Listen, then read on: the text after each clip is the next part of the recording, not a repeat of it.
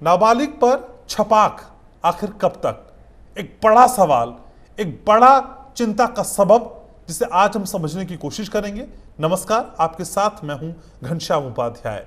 देश में महिलाओं के खिलाफ बढ़ते अपराध के आंकड़े बताते हैं कि भारत में महिलाओं के खिलाफ अत्याचार के मामले साल दर साल बढ़ते जा रहे हैं। बीते साल दिसंबर की ही मैं बात करूं तो जब देश की राजधानी दिल्ली के द्वारका में 17 साल की, जी हां, महज 17 साल की एक छात्रा पर बाइक सवार 2 लोगों ने तेजाब फेंक दिया और इससे उसके शरीर का 8% हिस्सा झुलस गया।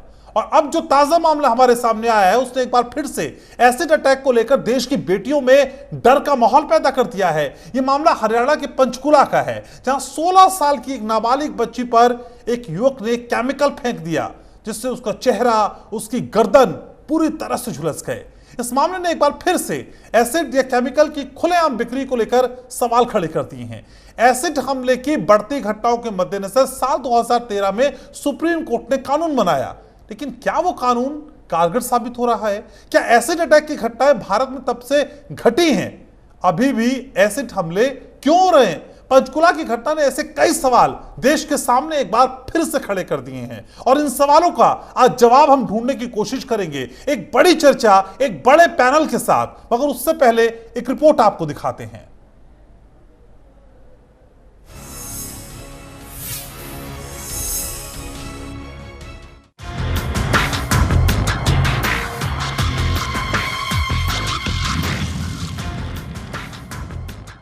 नाबालिग लड़की पर केमिकल से अटैक, केमिकल अटैक से झुलसी नाबालिग बच्ची। पीड़ित नाबालिग बच्ची अस्पताल में भर्ती, लड़की का चेहरा और गर्दन झुलसे। हरियाणा में 16 वर्षीय नाबालिग लड़की केमिकल अटैक का शिकार हुई है। ये मामला हरियाणा के पंचकूला का है। केमिकल अटैक से नाबालिग बच्ची के गर्दन और चेहरा झुलस गया। चेहरे पर कौन सा केमिकल डाला गया है, इसका खुलासा फिलहाल नहीं हुआ। हालांकि पुलिस ने आरोपी को गिरफ्तार कर लिया है। साथ ही पुलिस ने पीड़ित नाबालिग बच्ची का 164 का बयान भी दर्ज कर लिया है। बरवाड़ा का मैटर है। बरवाड़ा में ये लड़की रहती है में, तो इसमें जो हमारे पास कंप्लेन स्टेटमेंट दी है उसके मुताबिक मेरे पड़ोस में ही एक रवि खान, उसके भी वो मेरे साथ पहले भी जबरदस्ती वगैरह करता था। कल मेरे को मोटरसाइकिल उठा के अपने घर ले गया था, तो वहाँ कुछ कहा सुनी, तो उसने कोई केमिकल उसकी गर्दन पे फेंक दिया और रेप की भी कोशिश की है। पहले भी मेरे साथ रेप करता था। चंडी मंदिर थाना प्रभारी ललित कुमार के मुताबिक आरोपी और नाबालिग बच्ची के बीच किसी बात को लेकर बहस हुई थी। बहस के दौरान ही पास रखा केमिकल आरोपी ने किशोरी पर फेंक दिया, जिससे बच्ची की गर्दन और चेहरा झुलस गया।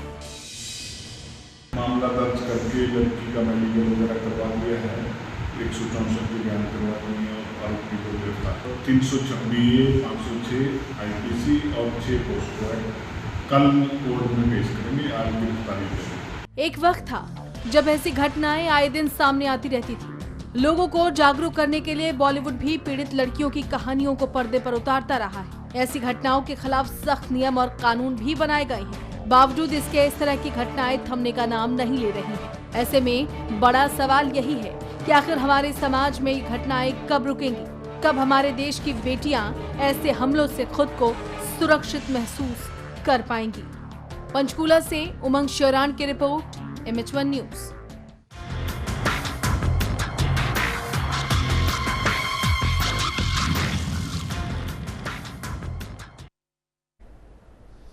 तो ये तो वो रिपोर्ट रही जिसने ये साबित कर दिया कि देश की आधी आबादी आज भी कितनी असुरक्षित है, कितनी डरी हुई है, कितनी सहमी हुई है।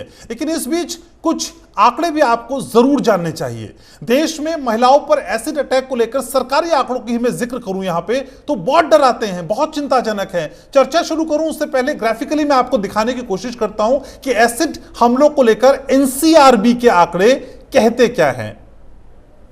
तो आप देख पाएंगे कि NCRB के आंकड़े असल में कहते क्या हैं। जो वाकई आपकी पेशानी पर चिंता की लकीरें जरूर खींचते हैं और ये बताते हैं कि हम असल में एसिड अटैक के मामले में कहां खड़े खुद को पाते हैं, जब ढेर सारे कानून हैं, जब ढेर सारी पाबंदियां हैं। उमंग शोरान मेरी सहयोगी मेरे साथ जुड़ रही हैं। सीधे रुक करते हैं ग्राउंड जीरो का। उमंग, जो तस्वीर हमने देखी, जो रिपोर्ट हमने देखी, वो जितना डराती है उससे ज्यादा हमें शर्मिंदा करती है कि आखिर आदि आबादी की सुरक्षा के लिहाज से हम देश में किस स्थिति पर खड़े हैं। ये पूरा वाकया बताइए और उसके बाद की डेवलपमेंट बताइए जरा दर्शकों को कि आखिर पुलिसिया तफ्तीश कहां तक पहुंची। उमंग जी बिल्कुल घनश्याम, आपने बिल्कुल सही कहा कि ये वाकया जो है जहां डराता है वहीं सवाल भी खड़ा करता है कहीं ना कहीं समाज पर कि समाज किस दिशा में जा रहा है। खासतौर पर ऐसे आपराधिक मानसिक स्थिति वाले जो युवक हैं जो किसी किशोरी युवती या महिला पर अपने एक तरफा प्यार के चलते या किसी भी कारणों के चलते तेजाब या किसी केमिकल से अटैक करते हैं। जो ताजा मामला है वो बहुत ही हैरान और शर्मनाक कर देने और शर्मनाक मामला है। ये पंचकुला के बरवाला का है, जहां पर एक 16 साल की जो किशोरी है, नाबालिग बच्ची है, उसके ऊपर केमिकल से अटैक किया गया है। मैं आपको बताना चाहूंगी कि शुरुआती जानकारी मिली है उसके अनुसार जो आरोपी युवक है वो पड़ोस में रहने वाला ही है। उसकी पहचान रवि खान के रूप में हुई है और साथ ही ये भी पता लगा है कि आरोपी काफी समय से इस किशोरी को तंग कर रहा था और घटना के समय जो है इनकी तीखी बहस हुई थी। जब दोनों में बहस हो रही थी तब आरोपी युवक ने आवेश में आकर उसके पास जो केमिकल पड़ा था वो इस किशोरी पर डाल दिया, जिसके चलते इसके चेहरे पर झुलसने के निशान है, घाव है। हालांकि इसे तुरंत बरवाला के पीएचसी में भर्ती किया गया था, लेकिन प्राथमिक उपचार के बाद इसे गंभीर हालत में देखते हुए पंचकुला के सेक्टर 6 नादिक अस्पताल में रेफर किया गया, जहां इलाज किया गया। स्वास्थ्य विभाग की लगातार नजर बनी हुई है इस मामले में। और वहीं आपको बता दो कि पुलिस प्रशासन में भी इस घटना के बाद हड़कंप मच गया, अफरा-तफरी मच गई और त्वरित कार्रवाई करते हुए पुलिस ने न केवल विभिन्न धाराओं के तहत और पॉक्सो एक्ट के तहत एफआईआर दर्ज की, क्योंकि नाबालिग का मामला है तो पॉक्सो एक्ट भी इसमें लगाया गया है। इसके साथ ही आरोपी युवक को भी गिरफ्तार कर लिया गया है। यह जानकारी मिली है कि बिल्कुल उमंग, लेकिन घटना के बाद अक्सर पुलिस महकमे में हड़कंप मचता है और वो एक्टिव कई बार प्रोएक्टिव दिखाई देती है, लेकिन आखिर पुलिस व्यवस्था का डर इस तरह के शोहदों पर क्यों नहीं है, यह भी एक सबसे बड़ा सवाल है। उमंग, आपका बहुत बहुत शुक्रिया, आप जुड़ी और डिटेल के साथ आपने पूरी खबर बताई। लेकिन इस खबर के दूसरे आयाम क्या हैं, दूसरे पहलू क्या हैं, उनको भी आज छूने की कोशिश करेंगे। एक बड़ा पैनल मेहमानों का मेरे साथ जुड़ने वाला है ब्रेक के उस पार। आप मेरे साथ रहिए और आज का ये शो आपके लिए देखना बेहद जरूरी है, क्योंकि ये बात आधी आबादी की है, महिलाओं की है, हमारी बच्चियों की है। तो ये छपाक की असल में आज हम बात कर रहे हैं और ये छपाक जब किसी के शरीर पर होता है तो यकीन मानिए सिर्फ उसकी देह स्किन नहीं जलती, बल्कि उसकी आत्मा तक झुलस जाती है और दुख का जो बवंडर उसके जीवन में आता है वो सालों साल उसे सालता रहता है, परेशान करता रहता है। इसी दर्द की नब्ज को आज हम टटोलने की कोशिश करेंगे और यह भी समझेंगे कि हमारा कानून कहां पे खड़ा है, कानून का प्रावधान क्या है और क्यों इस तरह के शोधों की हिम्मत इतनी बढ़ती जाती है कि वो हमारी बेटियों को निशाना बनाते हैं। मेरे साथ दो खास मेहमान जुड़ने पर मैं आपका करा दूं। मेरे साथ डॉक्टर संतोष दहिया जुड़ रही हैं, सोशल एक्टिविस्ट हैं, साथ ही साथ मोक्ष पसरीजा मेरे साथ जुड़ रहे हैं, अधिवक्ता हैं सुप्रीम कोर्ट में। आप दोनों का बहुत बहुत स्वागत। सबसे पहले संतोष मैम, आप ही के पास आना चाहूंगा। समाज की ये कौन सी तस्वीर हम देख रहे हैं जो साल दर साल विकृत होती जा रही है, विभत्स होती जा रही है, घृणित होती जा रही है, और इस तस्वीर को देखने के बाद जहन में सवाल यही आता है कि कितने ही दावे कर लीजिए, कितने ही ढोल पीट लीजिए, कुल मिला के आधी आबादी आज भी असुरक्षित है। उसके लिए कोई मायने नहीं है, वो एग्जिस्ट भी करती है या नहीं करती उसका भी कुछ पता नहीं है। मैम, ये समाज किस दिशा में जा रहा है? बिल्कुल, मैं तो ये मानती हूँ कि आधी आबादी अभी भी गुलाम है, वो आजाद नहीं हुई है। क्योंकि आज आप देखिए, कहीं पर हाथरस कांड हो जाता है, कहीं पर उन्नाव कांड हो जाता है, कहीं पर किसी को एसिड फेंक दिया जाता है। ये रेसलर्स बच्चियां बैठी है 3 महीने से, इनके साथ कुछ नहीं हो रहा है, क्योंकि हमारे जो लीडरशिप है उनकी वो इनसेंसिटिव है। उनके दिमाग में ये चीज है कि महिला के साथ अगर कुछ होता है तो वो कोई बड़ी बात नहीं है। जब ये सोच बड़े लीडरशिप हमारी ये सोचेगी, अगर ये इन लोगों के दिमाग में ये चीज आएगी, तो आम जनता में भी यही एक मैसेज आता है कि अगर महिला के साथ कोई कुछ कर भी देता है तो कोई फर्क नहीं पड़ता, क्योंकि नेताओं को तो पॉकेट में डाल के रखते हैं लोग, ये कारण है। तो मैं ये मानती हूँ कि आधी आबादी अभी भी गुलाम है और उसको आजाद होने में उनको खुद संघर्ष करना पड़ेगा, क्योंकि आज जो हालात हैं बच्चियों के साथ, जिस तरह से बच्चियों के ऊपर, अरे क्या कसूर है उस बच्ची का जिसके ऊपर एसिड फेंक दिया गया है। आप देखिए वो किस तरह से पूरी जिंदगी बेचारी कैसे निकालेगी, कैसे जिएगी। आप सोचिए क्या हो रहा है इस देश में। तो मैं ये मानती हूँ कि लोग इनसेंसिटिव हैं और हमारी पूरी सरकारी, हमारा पूरा तंत्र ही महिलाओं के प्रति सेंसिटिव नहीं है, जिसके कारण आए दिन ये घटनाएं हो रही है। लोगों को जागरूक होना होगा और सरकारों को भी काम करना होगा। ठीक है मैम। नीलम गर्ग भी हमारे साथ जुड़ रही हैं, पेशे से मॉडल है और खुद एक महिला है, इस दर्द को बहुत अच्छे से समझती हैं। नीलम आपके पास भी आऊंगा, लेकिन मोक्ष पसरीजा मेरे साथ हैं, अधिवक्ता हैं सुप्रीम कोर्ट में। मोक्ष सर, असल में ढेरों कानून की हम बात करते हैं कई प्रावधानों की, और हमने देखा कि 2013 के बाद किस तरह से एक्टिव होकर सरकार ने कई नियम, नए कानून, नए प्रावधान बनाए। लेकिन सर ये कानून तो हवा हवाई है, इनसे कोई डरता ही नहीं है। ये कानूनों की एग्जिस्टेंस है क्या सर? और अगर ये एग्जिस्ट नहीं करते हैं तो फिर इनको बनाने का क्या फायदा?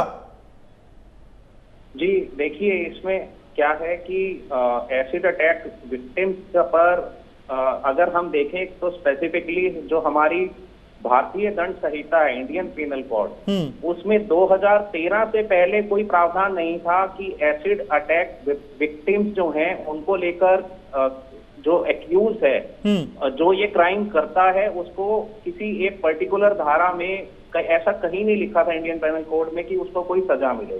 तो Lakshmi versus union of India एक लैंडमार्क जजमेंट आया था 2013 में, जिसके बाद सुप्रीम कोर्ट ने सरकार को और अथॉरिटीज को ये निर्देश दिए थे कि भाई जो एसिड की सेल परचेज होती है उसको लेकर कुछ रेगुलेटरी प्रावधान आए जाएं।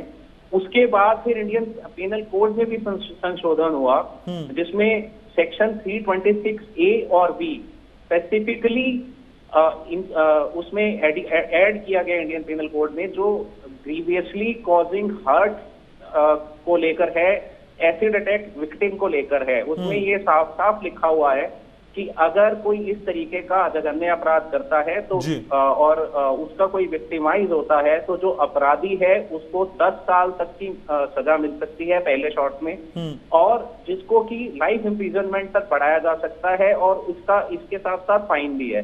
अगर कोई विक्टिमाइज नहीं हुआ और अटेम्प्ट हो गया तो भी सेक्शन 326B में फिर ये प्रावधान है कि उस ऐसे अपराधी को 5 साल की सजा हो सकती है, जो कि 7 साल तक बढ़ाई जा सकती है, जिसमें फाइन भी हो सकता है।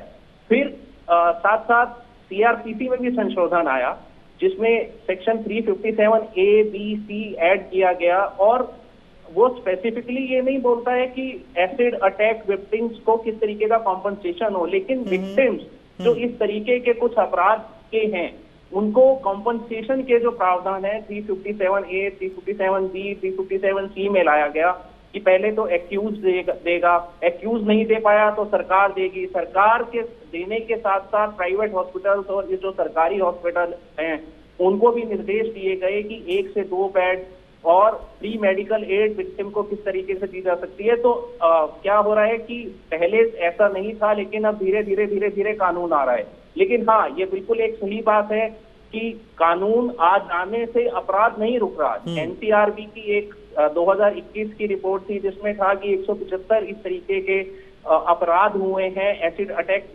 विक्टिम्स हुए हैं 2021 में। 2022 में भी 104 या 105 के आसपास का डेटा सर था। सबसे बड़ी चिंता की बात ही तो यही है कि कानून तो बना दिए गए, कानूनों को इम्प्लीमेंट कैसे किया जाएगा, उनका एग्जीक्यूशन कैसे होगा, और उसको लेके लोगों में खासकर शोधों में डर कैसे होगा, ये एक बड़ा सवाल है। सर मेरे साथ रहिएगा आप। नीलम मेरे साथ जुड़ रही हैं।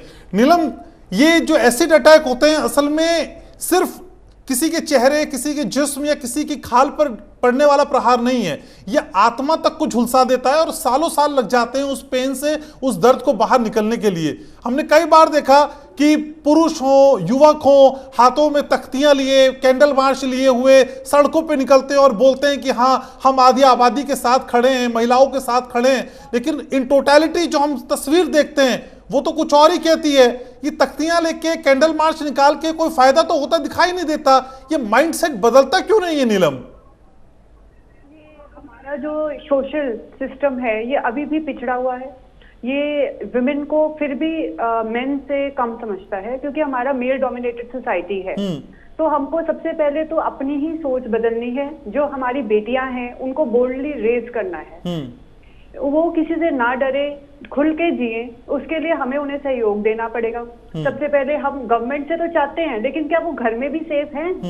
सबसे पहले हम कैंडल मार्च के लिए निकल जाते हैं हमारी, लेकिन सबसे पहले तो सोच बदलनी बहुत जरूरी है। जो लड़कियां घर में हैं उनको हम इस तरह से उनकी अपब्रिंगिंग करें कि वो निडर होकर जो करना चाहती है करें। अब किसी पे ऐसे है, आप पुलिस स्टेशन जाएंगी, वो आपसे आज उसके प्रति वो सिंपैथेटिक नहीं है। वो उनसे आड़े टेढ़े सवाल पूछते हैं कि आप कौन सी घड़ी निकली थी, क्या अंधेरा था, किस तरह के कपड़े पहने थे आपने कैसे तरीके से सामने वाले से बात की थी। तो उनकी तरफ सिंपैथी नहीं होती है, उनकी तरफ जो है लांछन लगाने के तरीके ढूंढे जाते हैं अलग अलग। तो सबसे पहले खुद की सोच बदलनी बहुत जरूरी है। लेडीज को रिस्पेक्ट के साथ साथ सिंपैथी एंगल से भी देखिए, तभी वो खुल के जी पाएंगी। ठीक है, तो इस माइंडसेट को बदलने की जरूरत है। संतोष जी भी हमारे साथ मौजूद हैं। संतोष जी, जो नीलम असल में कह रही हैं उसी को मैं थोड़ा सा आगे बढ़ाऊंगा और पंचकुला की घटना की बात करूं, जिसमें 16 साल की बच्ची पे एसिड अटैक हुआ। आप क्या ये मानती हैं, क्या ये सिर्फ एक दिन में हो गया होगा? शोहदे ने कहा कुछ और उसने नहीं माना तो उसने एकदम से एसिड फेंक दिया होगा। ये बात तो पिछले कई समय से चलती हुई यहां तक पहुंची होगी ना। तो क्या उसकी फैमिली, उसके घर वाले, उसके रिश्तेदार ये विश्वास पैदा करने में नाकाम रहे कि बेटी हम तुम्हारे साथ हैं, या वो बेटी अपने माँ बाप से कुछ कह ही नहीं पाई? क्या घर वालों की जिम्मेदारी नहीं है कि वो अपनी बेटियों को इतना भरोसा दिला पाए, इतना विश्वास दिला पाए कि अगर तुम्हारे साथ कुछ गलत हो रहा है तो आप हमें बताएं? क्योंकि कई बार सच बताने पे पाबंदियों का झामा उनके सर पे लाद दिया जाता है, उनका कॉलेज बंद हो जाता है, उनका स्कूल बंद हो जाता है, घर से बाहर निकलना बंद हो जाता है। क्या ये डर सबसे बड़ी वजह है कि अपनों से बातें शेयर नहीं कर पाती बेटियां? बिल्कुल ये सही कह रहे हो, क्योंकि अब अगर हमारी बेटियां कुछ बताने की कोशिश भी करते हैं तो माँ बाप इज्जत के नाम पे उनको रोक देते हैं। और मेरे पास ऐसे बहुत सारे केसेस आते हैं कि हमने माँ बाप को बताया था कि उनके साथ रेप हो गया है, लेकिन माँ बाप ने कहा कि चुप रहो, इज्जत का सवाल है। लड़कियां डरती हैं, उनको ऐसा माहौल हम खुद नहीं दे रहे हैं कि अगर उनके साथ कुछ होता है तो वो बताएं। अचानक ही एसिड नहीं फेंक दिया होगा, वो जरूर पहले पीछा किया होगा, टीज किया होगा, उनको छेड़ा होगा, कमेंट्स किए होंगे, लेकिन उन बच्चियों ने हो सकता है डर के मारे ना बताया हो, या हो सकता है उसने बताया हो तो पेरेंट्स ने ध्यान ना दिया हो कि चल कोई बात नहीं, ये तो माहौल है, किसी ने कुछ कह दिया होगा तो छोड़ो।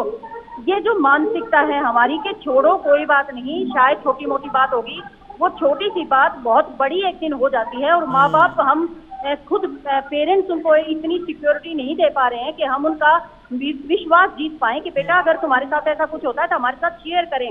ऐसा हम माहौल देते ही नहीं है। इवन कि अगर किसी बच्ची के साथ कुछ हो जाता है तो हमारी सोसाइटी उसे सुसाइड करने तक मजबूर कर देती है, क्योंकि यानी वो स्पेस, वो विश्वास आपको अपनी बच्चियों को देना होगा जब वो सामने से आके अपने दुख की बात आपसे साझा कर पाए। आप तीनों मेरे साथ बने रहिएगा। तो इसी स्पेस, इसी विश्वास और इसी प्रावधान पे जो कानून की तरफ से दिया गया है उस पर आज हम चर्चा कर रहे हैं। लेकिन बहुत दुखद है, बहुत निंदनीय है, बहुत शर्मनाक है अगर आज भी आजादी के इतने बरस बाद भी आधी आबादी जो किसी भी जिंदगी की नींव है वो इतनी मजबूर, इतनी परेशान, इतनी हताश दिखाई देती है। तो इस छपाक के दर्द को आज समझने की हम कोशिश कर रहे हैं, जो कभी केमिकल अटैक के तौर पे हम देख रहे हैं, कभी एसिड अटैक के तौर पे देख रहे हैं, और कई बार उन सवालों के दर्द के तौर पे देख रहे हैं जो ताउम्र उस बच्ची की, उस बेटी के जहन में उतर जाते हैं, जिसका जवाब ना उसके पास होता है ना उसके घर वालों के पास होता है। मेरे साथ खास मेहमानों को खास पैनल लगातार जुड़ा हुआ है। मेरे साथ मोक्ष पसरीजा साहब है, अधिवक्ता हैं सुप्रीम कोर्ट में।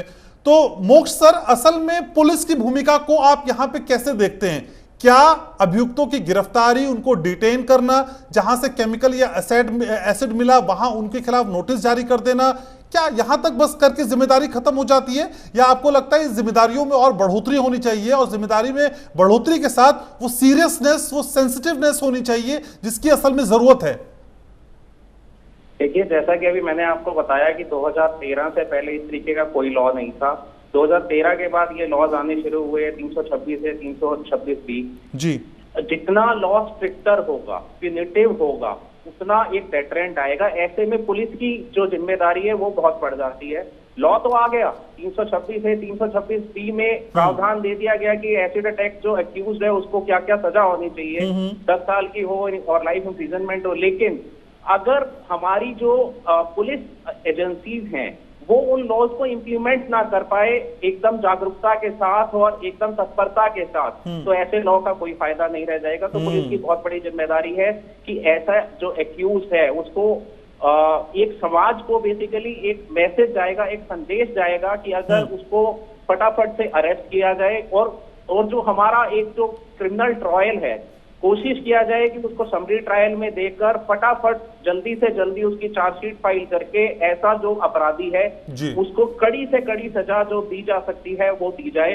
तो पुलिस का बहुत बड़ा रोल है। एक इसको जो जैसा कि अभी हमारे और पैनलिस्ट बता रहे थे कि बहुत एक ये मेंटल टॉर्चर रहता है पूरी लाइफ ऐसे विक्टिम के साथ, इकोनॉमिक टॉर्चर पूरे परिवार के साथ एक हो जाता है, एक इकोनॉमिक स्टिग्मा लग जाता है, एक सोशल स्टिग्मा लग जाता है। तो बिल्कुल, तो इस तरह के मामले में भी फास्ट ट्रैक कोर्ट हो, जल्द से जल्द न्याय मिले, क्योंकि देर से मिलने वाला न्याय भी कई बार अन्याय ही लगता है। सर आप मेरे साथ रहिएगा। संतोष भैया भी मेरे साथ मौजूद हैं, सोशल एक्टिविस्ट हैं। संतोष जी, असल में ब्रेक से पहले नीलम ये बता रही थी, देखिए जो ये पितृसत्तात्मक सोच है ना, पुरुष मेंटालिटी, मैन मेंटालिटी, ये कहीं ना कहीं इस तरह की घटनाओं के पीछे बड़ी वजह है। तो मैम असल में इसकी शुरुआत कहां से होती है? क्या घर में जब बच्चों की परवरिश की जाती है और खासकर बेटों की परवरिश की जाती है, क्या ये उस परवरिश के दौरान ही शुरू हो जाता है? क्योंकि हम कई बार देखते हैं कि बेटे और बेटियों की परवरिश में बहुत अंतर होता है, और कई बार तो मैंने मैम सुना भी है, कई माता पिता बड़े गर्व के साथ कहते हैं कि हम अपनी बेटियों को बेटों की तरह पालते हैं। उनसे ये पूछना चाहिए कि बेटियों को बेटों की तरह पालने की जरूरत क्या है? बेटियों को आप बेटियों की तरह क्यों नहीं पालते? बेटों में कौन से वो सुरखाब के पर लगे हैं जिसके जरिए आप बेटियों को बेटों की तरह बनाना चाहते हैं? मैम इस मेंटालिटी को कहां से बदलें असल में?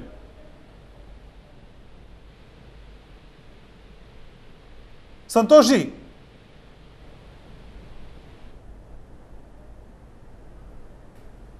संतोष जी आवाज आपको मिल रही है मेरी? चलिए संतोष जी से बात करने की कोशिश करेंगे, लेकिन नीलम अगर आपने ये सवाल सुना हो तो मैं आपसे जवाब चाहता हूं। इस बदलाव की शुरुआत कहां से होगी? असल में ये कोशिश हमें कहां से करनी होगी?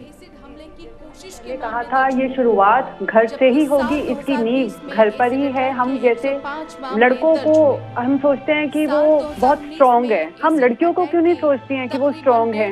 हम एक तरह से पहले से ही उनको निर्भर कर देती हैं, बचपन में अपने पिता पर और शादी के बाद अपने हस्बैंड पर, और अगर उसके हस्बैंड की डेथ हो जाती है तो उसके बेटे पर। तो वो आत्मनिर्भर क्यों नहीं उनके, क्योंकि हमने उनके पैदा होते ही उनके दिमाग में डाल दिया गया कि आप बिना मेल्स के सरवाइव ही नहीं कर सकती हैं। तो ये तो घर से ही शुरुआत हुई है, चाहे कोई भी बच्चा हो, लड़की पैदा हो चाहे लड़का पैदा हो, उनके अपब्रिंगिंग में कोई फर्क नहीं चाहिए। बिल्कुल। संतोष जी आप हमारे साथ जुड़ चुकी हैं, मेरी आवाज आप तक पहुंच रही है, मैं उम्मीद करता हूं। मैं उस बदलाव की असल में बात कर रहा था, उस अपब्रिंगिंग की बात कर रहा था जो कहीं ना कहीं घरों में से शुरू हो जाती है। शुरुआत से ही बेटों की परवरिश पे ध्यान देने की क्या ज्यादा जरूरत दिखाई देती है, जिससे वो समझ पाए कि महिलाओं की किस तरह इज्जत करनी है? देखिए, हमने देखा है कि बहुत सारे पुरुष सारा दिन दारू पीते हैं और रात को पत्नी को पीते हैं। जो आदमी ऐसी हरकत करेगा उसका बच्चा क्या सीखेगा? हमें सारे सिस्टम को बदलने की जरूरत है, परवरिश को चेंज करने की जरूरत है। आज हमें उन लड़कों के ऊपर विशेष ध्यान देने की जरूरत है। वो कहाँ जा रहे हैं, कब जा रहे हैं, क्यों जा रहे हैं, कितने पैसे हैं, किस काम से जा रहे हैं। एक्चुअली हम लड़कियों पे तो ध्यान रखते हैं कि वो क्या पहन के जा रही है, कहाँ जा रही है, क्यों जा रही है, लेकिन हम लड़के पे ध्यान नहीं देते। जबकि क्राइम जो है वो लड़के करते हैं, लड़कियां नहीं करती हैं।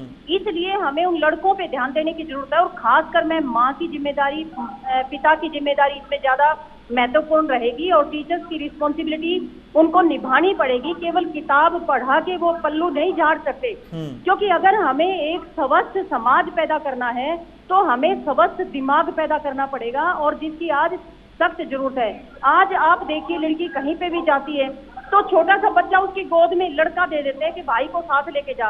वो गोदी में जिस बच्चे को लेके जा रही है वो क्या उसकी मदद कर देगा?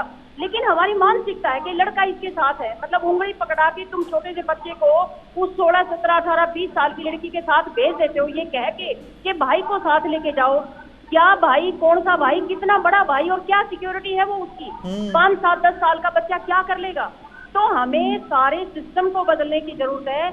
आज जो माहौल है उसमें बेटियां हमारी पहले से ज्यादा परेशान है, क्योंकि आज वो उड़ान तो भर चुकी हैं, वो हर फील्ड में अपना नाम रोशन कर रही हैं, लेकिन वो माहौल उनको अब भी नहीं मिल रहा है। वो माहौल देने की जरूरत है। उसमें सरकारों को भी काम करना पड़ेगा, समाज को भी काम करना पड़ेगा।